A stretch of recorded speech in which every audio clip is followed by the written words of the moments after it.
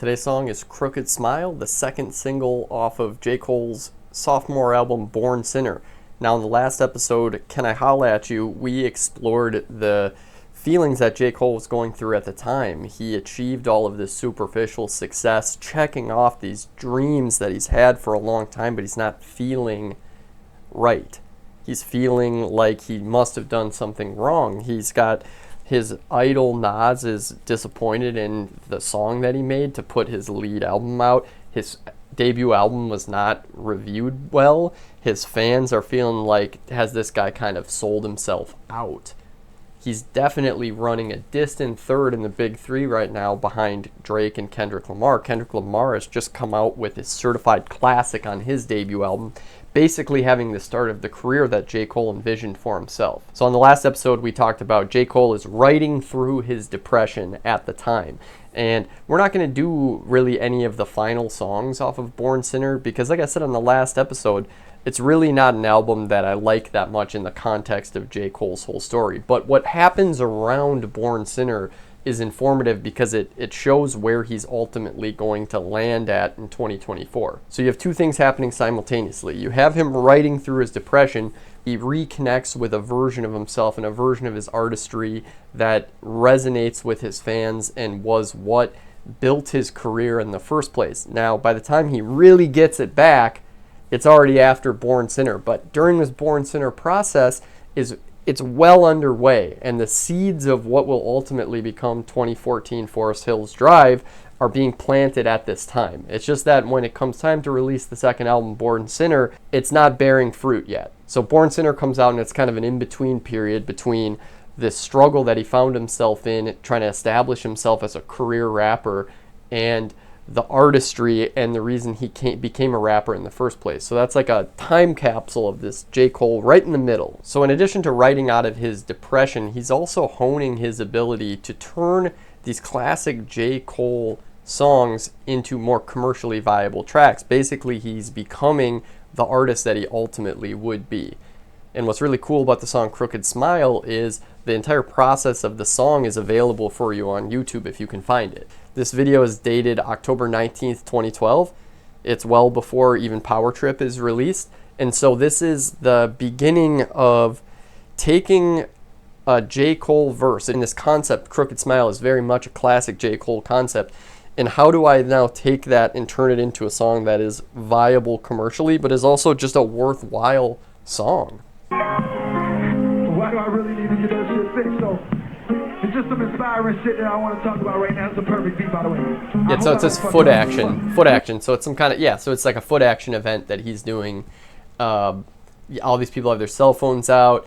You know, he seems like this is also part and parcel with writing out of depression, is he's just trying to fall in love with rap again. He's trying to fall in love with the craft again. He's just rapping. He's just doing verses. He's just having fun. Let's hear what he has to say here. Look, they tell me I should fix my grill cause I got money now. I ain't gonna sit around in front like I ain't thought about it. A perfect smile is more appealing, but it's funny how my shit is crooked. Look at how far I done got without it. I keep my twisted grill. Wow, look at that reaction right away. And it's like the reaction he gets to that bar, you would have thought this song had already come out and was already a hit, but as you can see from the date of it, wow. Same with the reaction to the eyebrow line. This must have been so encouraging to J. Cole to feel like, oh, wow, this maybe actually could be a commercially viable song. No need to fix what God already put his paintbrush on. Your homegirl yelling, why you gotta take so long? What it's like to have a crooked smile. Yeah. My crooked smile. Yeah. So this is long before they have the beat, long before the TLC feature. I'm using this beat for that song. My nigga Ron Gilmore and shit. Did you hear that? You just made me realize we're using this beat for this song. I want to get off my chest. That's why I've never done this shit. We just decided this like 30 minutes ago. That's why I'm fucking up verses. Wow, that's so cool. That is so cool.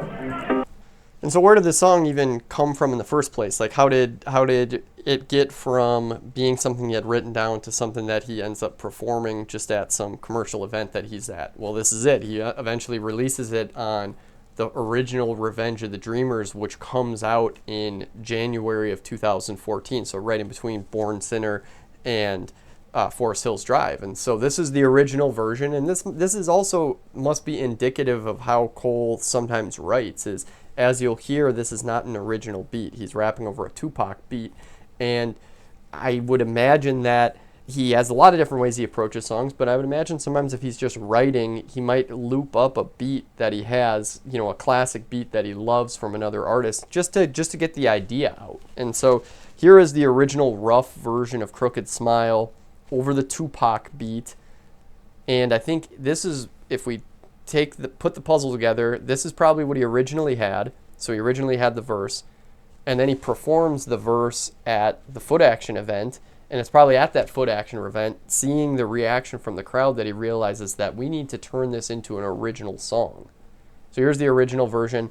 I love the original version. Like, the finished polished song is really outstanding. It's a great pop song.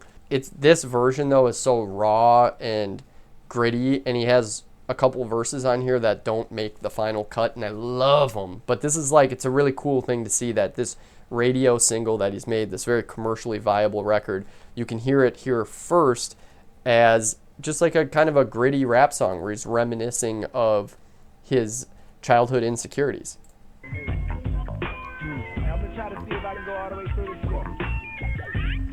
I love this song.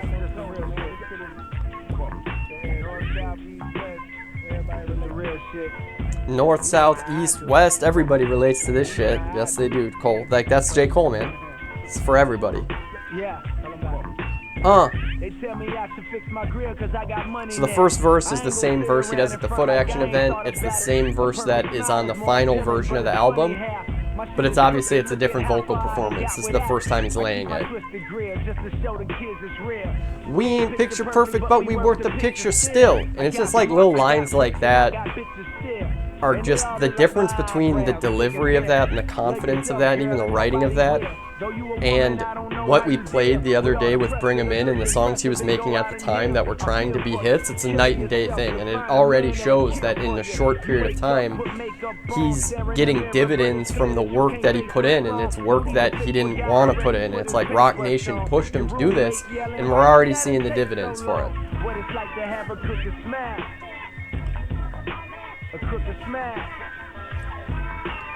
So we'll listen more carefully to the second verse, because this is a verse you may not have heard before. Listen. I had a name was far from lame, and that meant everything. So he's telling the story. He's just setting the scene for what this story is. I'm 17 years old. I've got a name. I'm nothing, I'm just a high school kid, but I'm not, I'm neither the man, and I'm also not lame. It's like, that means something to me. It's like, I have a reputation. It's like, people know Jermaine. Like, I'm a cool guy in the town, and that means something to me. Said Breeze. So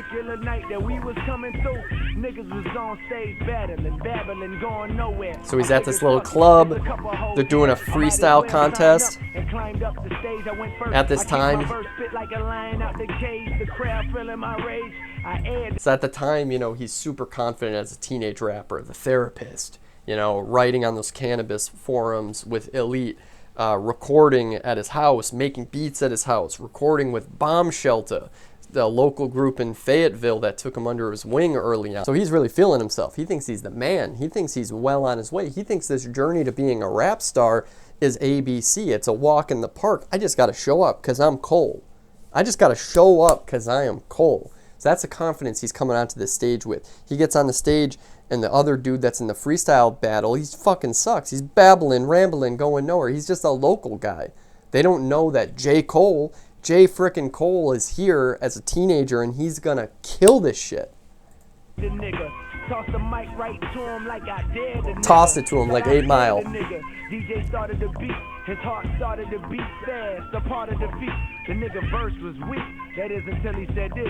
You ain't so deaf, your teeth just got jagged edges. Damn, that was the dagger that killed my swagger. I never hit that stage again. I begged my mom for braces, then I had a crooked smash.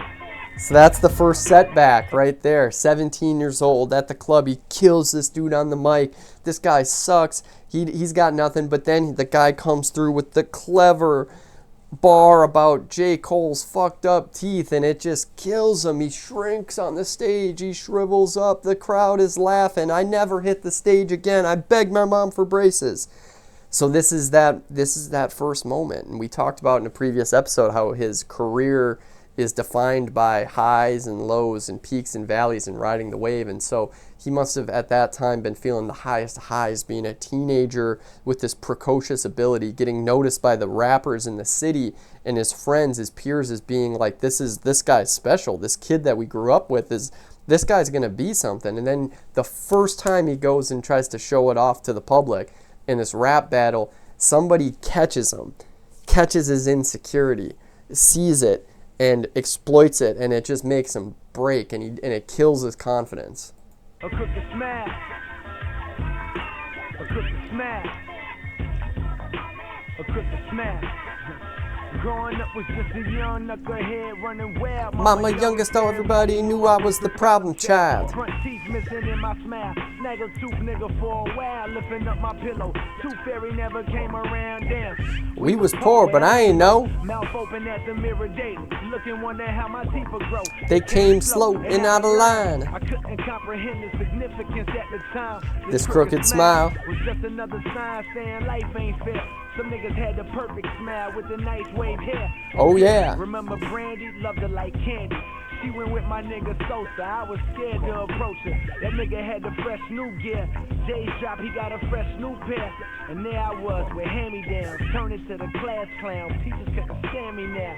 Defense mechanism looking for attention with this crooked smile. Wow. I mean, amazing. I understand why it didn't make it. It doesn't really fit within the final version of the song, but that verse is just, it's so touching and so potent. It's funny. It's personal but universal. Like it's just an outstanding verse, and it's what makes him an outstanding artist. He's talking about, we were poor but I didn't know, mouth open at the mirror daily, thinking wondering how my teeth are going to grow. You know, and they came slow and out of line. I couldn't comprehend the significance at the time. This crooked smile was just another sign saying life ain't fair. So it's so funny. It's like this, what's the significance of having a messed up teeth? It's like, really, honestly, for most people, nothing. It's like, it's just, you were born that way. But for Cole, it's everything is, you know, he has this ability to take the mundane and the kind of everyday stuff and find the bigger picture in it. And so for him, just understanding that, it's like, what is it? It's a sign that life isn't fair. And so what? What does that teach you? It's like, well, Cole, if you're going to be this person that tells a story and inspires people, you need to flip this around and turn it into an empowering message, basically, which is it's a message of self-love and respecting yourself and accepting who you are and flipping something that, you know, people could try to use against you into something that you just embrace about yourself, an imperfection that you love about yourself. He talks about, you know, being the class clown, defense mechanism, looking for attention with his crooked smile. It's just like trying to find these ways to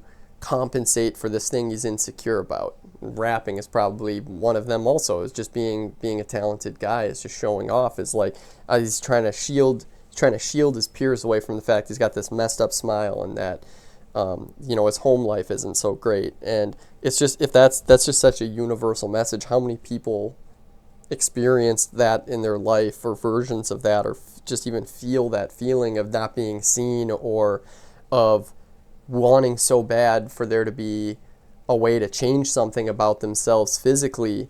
And what Cole does so masterfully here is he neither chastises himself or anyone else that feels those feelings, because it's human and it's universal.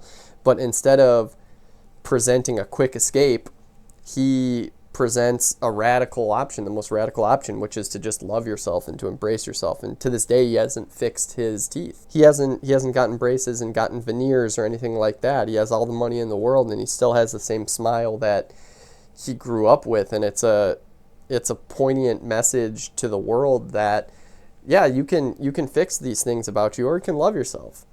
You know, you can love yourself. You can try to love yourself and embrace who you are. And I think that's, you know, why J. Cole is somebody that's, you know, his personality and just who he is as a person is so attractive to people. Is he presents himself with this understated confidence that I think everybody, wishes they could have for themselves, or on their best day they do have. And it's just overall just a really positive and uplifting message. So really cool to see this version of the song and then the live version.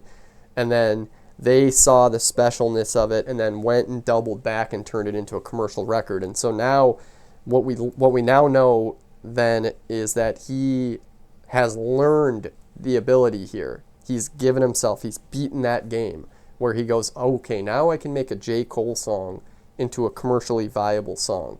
And that's what he did with a couple of records here on Born Sinner, and now he's going to take that with him into Forest Hill Drive and beyond. Is now he has the capability. He's like, oh wait, if I can make Crooked Smile, I can just make an entire album of Crooked Smiles. That can be who J. Cole is. It's about taking what I always had, the gift I always had. I said he came into the game being able to do Farewell. It's like, how do I take Farewell and turn it into something that it's not just literally the words of Farewell that are telling the story, but the entirety of it tells the story. My cadence, the beat that I'm using, the way that it's mixed, the sonics of it, the harmonics, like all of these things. It's like he masters this on Crooked Smile, and we're about to see him take an enormous leap in his artistry on the next video.